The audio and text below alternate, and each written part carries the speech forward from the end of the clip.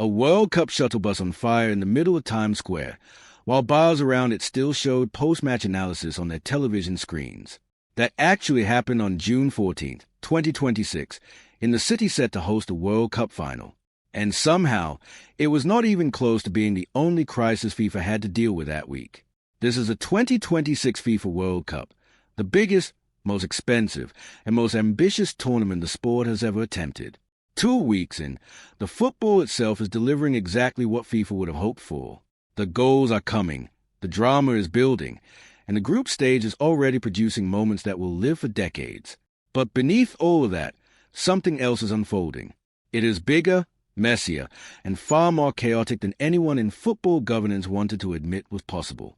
So what is really happening here? Start in New York on the night of June 13th, because what unfolded there ranks among the strangest scenes ever attached to a World Cup. The city was hosting one of the tournament's marquee group stage matches. Brazil against Morocco played across the river in New Jersey.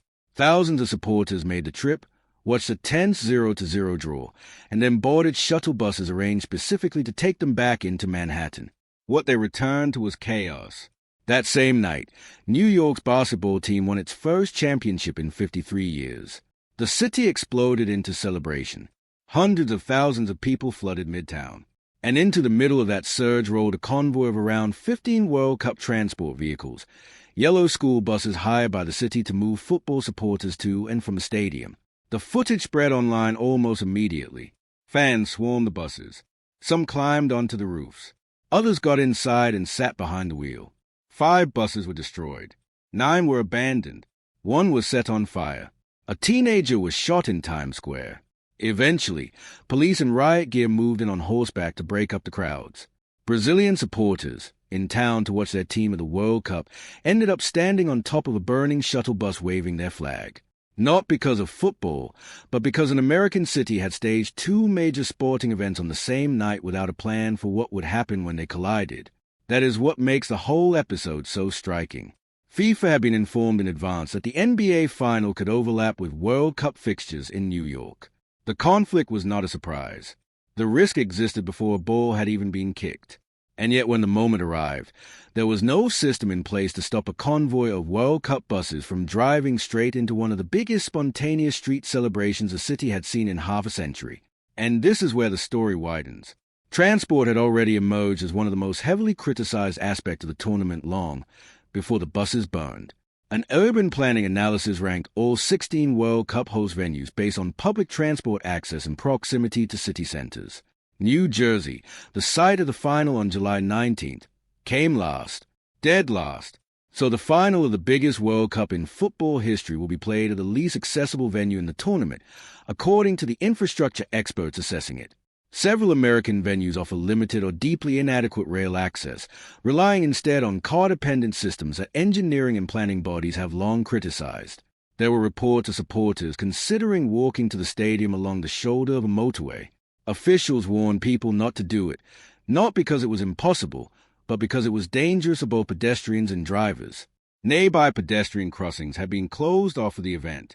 That is a fan experience at the richest World Cup ever staged in the wealthiest country on earth. Burned shuttle buses, motorway shoulders, and transport networks that independent assessment had already flagged as among the weakest in the competition. And transport is only one part of it. Running alongside it is a ticketing controversy that has already drawn formal legal scrutiny from multiple state governments. FIFA introduced dynamic pricing for the tournament, allowing ticket prices to rise automatically with demand. The final became the clearest example.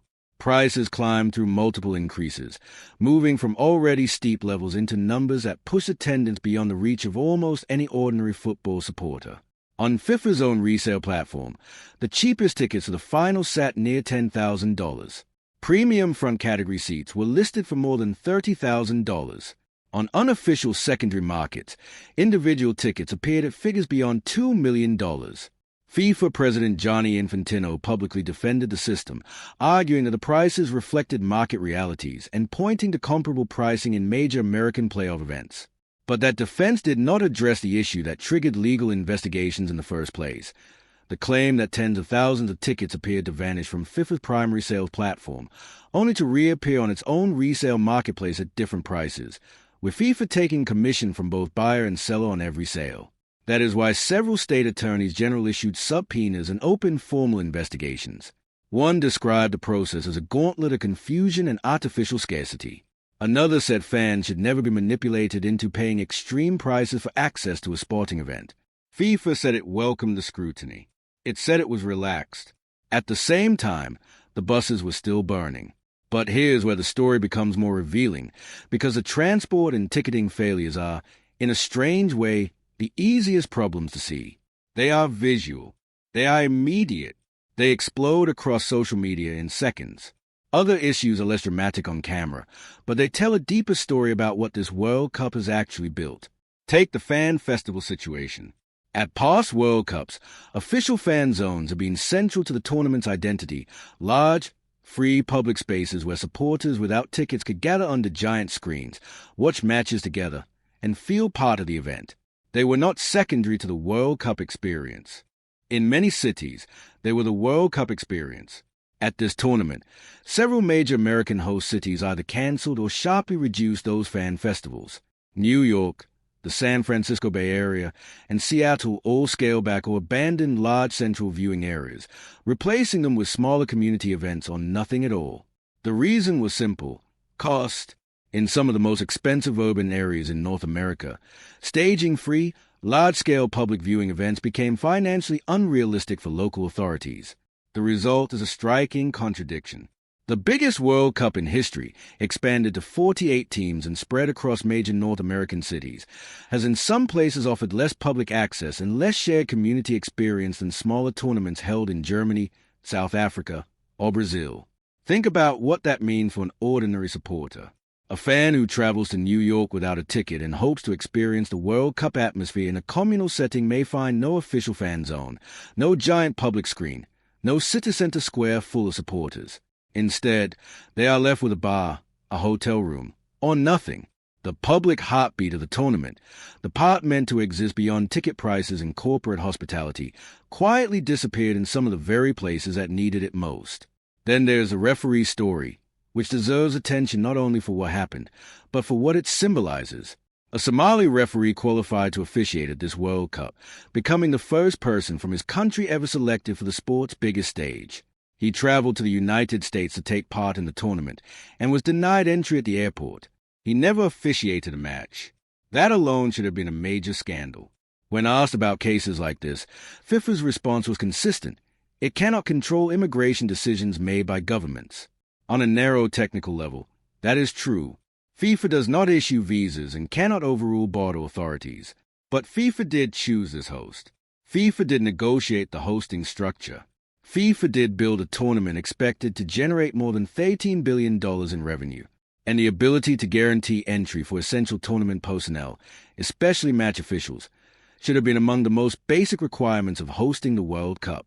If a referee selected for the tournament can be turned away at the border, then whatever guarantees FIFA believed it had secured were not strong enough. And it was not an isolated case. An Iraqi striker was reportedly detained for 7 hours upon arrival. Officials from several delegations were denied entry. A Somali referee never got in at all. Each time, the answer was the same: FIFA cannot control government immigration policy. That may be true, but it is also not enough. So where does that leave this World Cup as it heads toward the knockout rounds? On the pitch, the tournament is working. In some ways, it is thriving. The expanded format has created new stories, new emotional peaks, and new nations experiencing the World Cup in ways that would not have been possible before. The group stage has produced upsets, breakthrough performances, and unforgettable moments. But the infrastructure around the football has failed in ways that were not random, not unforeseeable, and not minor. Transport systems were criticized before the tournament began. Ticketing practices attracted legal attention before the group stage had even ended. Fan festivals disappeared from cities that should have been central to the event. A World Cup referee was denied entry to the host country. Officials and players were detained or turned away. None of this belongs to the realm of rumor or exaggeration. These are not talking points invented by critics. They are things that happened publicly, in real time, during the most ambitious football tournament ever staged. And that may be the most revealing part of all. The 2026 World Cup is not failing because the football is poor. Quite the opposite. It is succeeding on the pitch while exposing how fragile, inconsistent, and underprepared the structure around it can be when scale, money, politics, and logistics all collide at once. That is the real story. Not that the tournament is producing chaos instead of football, but that it is producing both at the same time.